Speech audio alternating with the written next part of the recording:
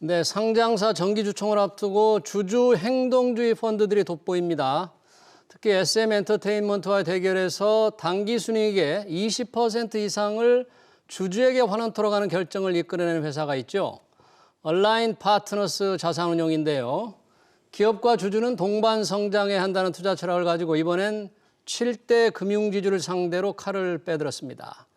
이창환 얼라인 파트너스 대표 모시고 왜 금융지주가 배당을 더 늘려야 하는지 들어보겠습니다. 대표님 어서 오십시오. 안녕하십니까. 반갑습니다. 네, 감사합니다. 자, 얼라인 파트너스 우리 시청자들한테는 주주 행동주의 펀드로 알려져 있는데 뭐 좀 어떤 회사입니까, 우선? 예, 저희 얼라인 파트너스는 2021년에 설립됐고요. 예. 이제 저희 전략은 저평가된 우리나라 상장 회사 예. 지분을 좀 많이 사서 오랫동안 들고 가면서 네. 이제 여러 가지 방법을 통해서 이제 기업 가치를 제고하는 그런 전략을 하고 있고요. 행동주의 전략도 그 중에 하나입니다. 왜냐하면 저희가 상장사 투자했을 때 뭐 어떤 이슈가 있어가지고 예. 기업 가치가 저평가된 경우가 있거든요. 예. 그런 행동주의 전략을 통해 가지고 그 문제를 해결한다. 이렇게 하면 가치가 오르기 때문에 그런 전략을 펼치는 운용사라고 보시면 되겠습니다. 행동주의라는 게 주주들이 함께 모여서 어떤 뭐 같은 목적으로 뭔가를 행동한다 그런 겁니까?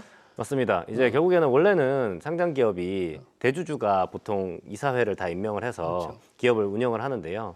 이제 어떤 경우에 이제 그런 이사들이 주주 가치를 충분히 못 지켜주는 경우가 있거든요. 그럼 저희 같은 소액주주들이 나서가지고 다른 소액주주와 뜻을 합쳐서 회사에 이야기를 해서 이거 경영 방향을 좀 바꾸던가 하는 부분을 한다고 보시면 됩니다. 일반적으로 국내에서는 행동주의 펀드 하면 단기 시세 차익을 노리는 뭐 기업 사냥꾼이다. 또는 대기업의 경영권을 흔드는 불순 세력이다. 네네. 이런 지적을 많이 해왔는데 그렇죠. 그런 지적에 대해서 어떻게 생각하세요? 그 이제 옛날의 프레임이죠. 옛날에 옛날에 이제 우리나라 국민들이 잘 모르실 때 사실은 이제 결국에는 어떻게 보면은 기존에 이제 당연히 그 공격 받으시는 분들, 뭐 변화를 요구받는 분들은 불편할 거 아니겠어요. 네. 근데 그분들이 사실은 회사의 그 언론 홍보 비용도 다 집행하시고 하기 때문에 이제 그럴 때는 굉장히 이제 하여튼 나쁜 사람으로 묘사를 하면서 방어를 했던 것이죠. 과거에는. 악마화 프레임이에요? 그것도? 그렇죠. 예. 실제 그런 게 아니에요? 예, 실제 그런 건 아니죠. 왜냐하면 결국 기업이라고 하는 거는 모든 주주가 주식회사라는 게 주식회사는 주주가 주인이고 그다음에 보유한 지분 비율만큼 사실은 이익을 가져가야 되는 것이거든요. 예. 근데 그것이 안 되고 있는데 그거에 대해서 정당한 요구를 하는 것을 기업의 경영권을 흔든다. 정당한 권리를 요구를 못 하게끔 만든 것이죠.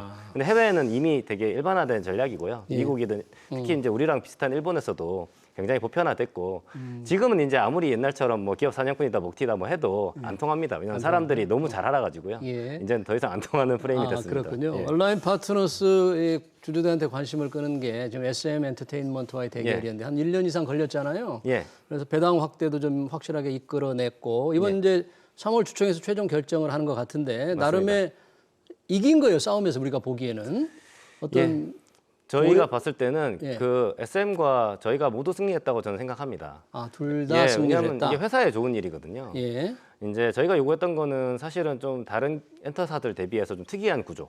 그러니까 최대 주주가 회사가 배당은 한 번도 안 했고 이때까지 20년 동안. 근데 최대 주주가 계약을 통해서 네. 본인이 임명한 이사회와 협상을 해서 영업이익의 30%씩 가져가던 그런 구조가 있었어요. 이수만 프로듀서. 맞습니다. 네. 예. 그런 상태가 있었고 이제 저희가 이 구조적인 문제가 있다고 문제를 제기했고 주주총회를 통해서 이제 저희가 감사를 집어넣고요. 예. 그 이후에 이제 꾸준한 요구를 통해서 종결을 한 것이거든요. 이제 근데 그게 그러면은 회사의 손해가 되냐? 예. 회사의 이익이 됩니다. 왜냐하면 회사의 영업이익이 30% 이상 늘어나게 되고요. 예. 그다음에 이번에 저희가 합의한 내용은 그 한 차원 더 넘어서서 앞으로는 이런 일이 재발하지 않도록 근본적으로 거버넌스 구조를 바꾸자. 기업 지배 구조를 바꾸자. 예. 예, 특히 이제 기업의 경영을 결국 이사회가 하는 것인데요. 기존에는 이제 최대 주주의 관련인들로만 채워져 있었다면 이번에는 저도 사회이사로 이제 제가 기타 비상무이사로 들어가게 됐고요. 직접 들어가셨어요? 예, 직접 들어가고 그다음에 사회이사를 대주주로부터 독립적인 사람 3명을 우리가 선임하자 하게 된 것이라서 그렇게 되면 앞으로도 계속해서 이제는 이런 문제를 예방할 수 있게 됩니다. 구조적으로. 그래서 이수만 프로듀서가 그걸 받아준 거죠? 얼라인 파트너스의 주장을. 뭐 그건 저도 모르겠습니다. 왜냐하면 이수만 프로듀서는 이제 결국에는 회사의 최대 주주지만 예. 회사의 결정은 이사회가 하는 것이거든요. 저희도 주주고 이수만 선생님도 주주고. 어쨌든 저희는 회사의 이사회와 협의해가지고 이제 이런 합의를 했다고 보시면 될 것 같습니다. 그렇군요. SM 엔터테인먼트 싸움이 계란으로 바위치기라는 얘기도 있었는데 여튼 성공을 했는데 네.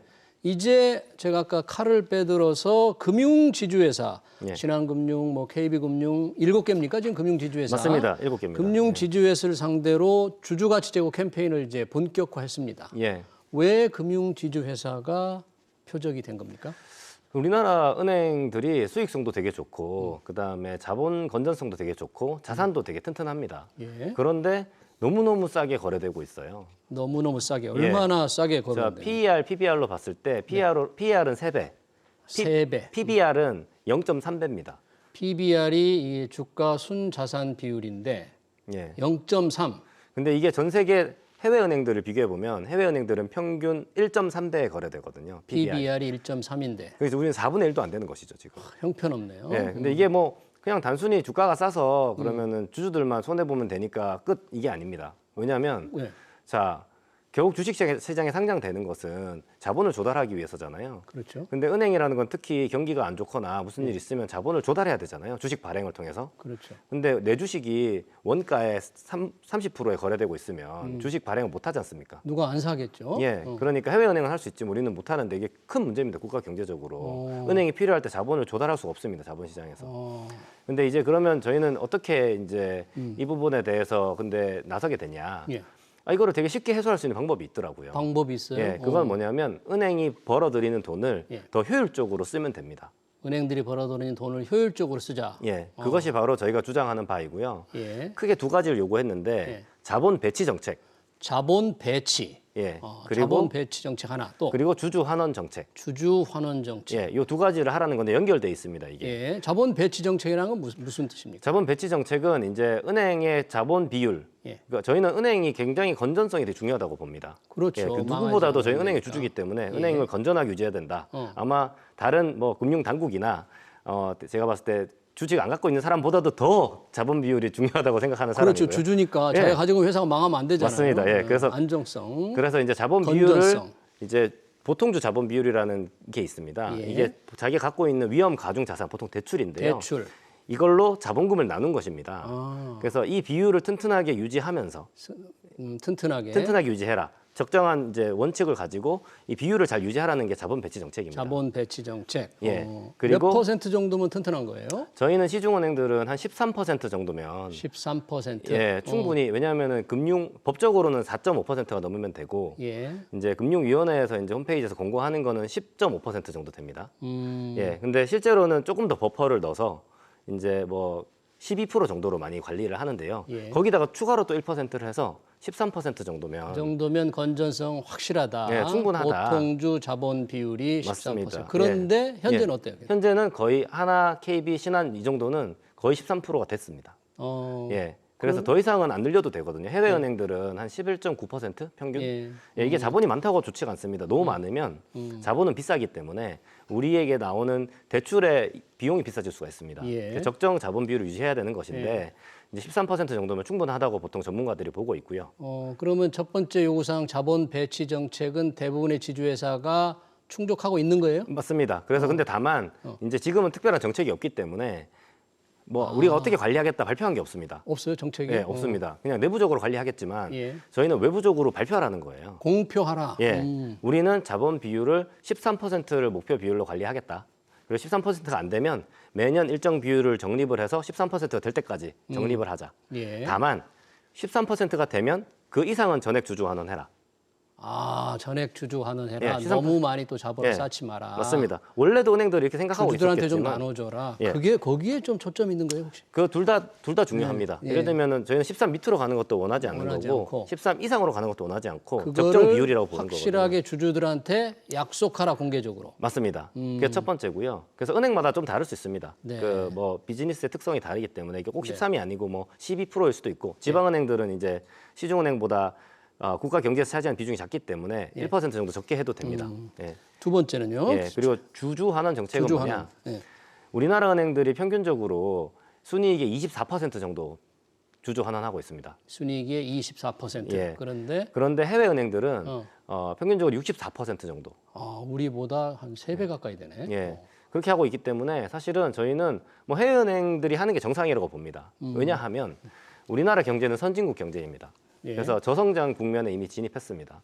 은행의 성장률이라는 거는 결국에는 경제 성장률과 같이 가는 것이거든요. 은행의 성장률은요. 그렇죠. 대출이 얼마나 늘어나는 거와 거의 비슷한 거죠. 맞습니다. 똑같은 거죠. 예. 그렇기 때문에 우리나라 경제도 천천히 성장하기 때문에 은행도 재투자할 것이 별로 없습니다. 예, 성장이 느리기 때문에. 성장이 느리니까. 그럼 자본 비율은 아까 전에 거의 다 됐다고 그랬잖아요. 그럼 남는 돈은 뭘 해야 될까? 주주 환원을 해야 된다는 것이죠. 예, 그래서 그거를 이제 저희가 요구하는 것이고, 예. 그래서 자본 비율 아까 자본 배치 정책을 통해서 맞추는 범위 내에서 이게 중요합니다. 범위 내에서 주주 환원율을 50%로 높이자. 당기 순이익의 절반을 주주한테 예, 배당 돌려줘라. 또는 자사주 매입 소각으로. 아, 예, 배당. 이렇게 되면 어떤 결과가 발생하냐? 결국에는 대출 성장이 좀 줄어드는 효과가 발생합니다. 대출 증가율이 좀 둔화된다. 맞습니다. 왜냐하면 결국에는 자본 비율이 맞춰져 있는데 예. 우리가 배당을 안 하는 돈은 원래 대출에 쓰는 것이거든요. 지금은 이익의 24%만 배당 또는 자사주 매입 소각을 하니까 나머지 가지고 다 대출에 쓰고 있는 것입니다. 대출하는 건 좀 좋은 거 아니에요? 경제 성장을 위해서. 그런데 대출을 너무 많이 하는 것이죠. 너무 많이. 예, 그래서 어떻게 됐냐? 최근 5년 동안 우리나라 은행들의 그 위험 가중 자산, 뭐 쉽게 말하면 대출하고 비슷하다고 보시면 되는데 이 연평균 9%씩 성장했습니다. 근데 우리나라의 성장률을 예. 훨씬 뛰어넘게 들었다. 그런 맞습니다. 얘기예요? 우리나라의 GDP 성장률은 그 기간 동안에 연평균 3%였습니다. 그래서 GDP 대비 부채 비율이 굉장히 많이 높아졌습니다. 그래서 그것이 사실은 부동산 가격 급등이라든지 지금의 여러 가지 부실 문제와 연결이 돼 있습니다. 이게 시장 원리와 다르게 배당을 못하게 했거나 안 했거나 하여튼 제한돼 있기 때문에 그런 것이거든요. 이거를 정상화하게 되면 예. 대출할 수 있는 돈이 줄어들기 때문에 예. 대출 성장률이 줄어듭니다. 그러면 우리나라의 국가 부채 비율 문제도 더 악화되지 않습니다. 예. 플러스 아까 제가 PBR 0.3이기 때문에 필요시 자본 조달을 못 한다고 했지 않습니까? 네. 근데 주주 환원 24에서 50으로 올리게 되면 네. PBR도 저희는 0.6에서 0.8 뭐 최소 뭐 한 배까지도 잘하면 주가가 그만큼 올라갈 수 있기 때문에 PBR이 올라간다 그런 얘기죠? 맞습니다. 올라가게 되는 것이 그럼 뭐가 좋냐? 필요하면 은행도 이제 자본을 자본 시장에서 조달할 수 있게 됩니다. 주가가 올라가니까 자본 조달이 조금 쉬워진다. 맞습니다. 그래서 저희는 이게 주주와 국가와 사회가 모두 좋은 윈윈윈 주주 제한이라고 생각하고 있습니다. 그래서 자본 배치 정책, 또 중기 주주 환원 정책 50% 이상을 요구했는데 예. 공개라 그랬는데 안 하면 어떻게 할까요? 예, 안 하게 되면 저희가 2월 9일까지 이사회 결의 및 공시를 통해서 발표해라고 했고요. 네. 하여튼 뭐 구속력 있는 방법을 하지 않으면 네. 저희는 2월 10일에 예. 주주 제한을 할 겁니다. 주주 제한? 그래서 2월 이거는 주주 제한은 상법상 보장된 주주의 권리이고요. 주주총회에 투표할 수 있는 안건을 상정하는 것입니다. 그래서 이제 은행들 같은 경우에는 네. 금융사 지배구조법에 따라서 0.1% 이상의 지분을 보유하면 주주 제한을 할 수 있습니다. 그래서 저희가 7개 은행 모두에 대해서 지금 준비를 했고 저희가 이제 그 세 가지 안건을 이제 주주 제한으로 상정하겠다고 이미 공개적으로 발표했습니다. 네. 혹시 좀 긍정적인 반응이 오는 금융지주회사 있어요? 저희가 사실은 이제 이 부분은 이제 공정 공시 사항이기 때문에 저희가 말씀드리기는 좀 어렵고요. 은행들도 내부적으로 논의를 하고 있는 것으로 제가 알고 있고요. 지금 예. 소액 주주들의 반응은 어떻습니까? 주주들의 반응은 굉장히 뜨겁습니다. 예, 은행의 경우에는 기관 투자자 비중이 좀 높습니다만 소액 주주도 많아요. 저희가 주주 명부 다 받았는데요. 예. 합쳐 보니까 95만 명이더라고요. 95만 명? 7개 은행의 주주들 숫자가 합쳐 보면 95만 명이고요. 예. 이 부분에 대해서 수십 년 동안 많은 주주가 똑같은 이야기를 해왔던 것이기 때문에 네.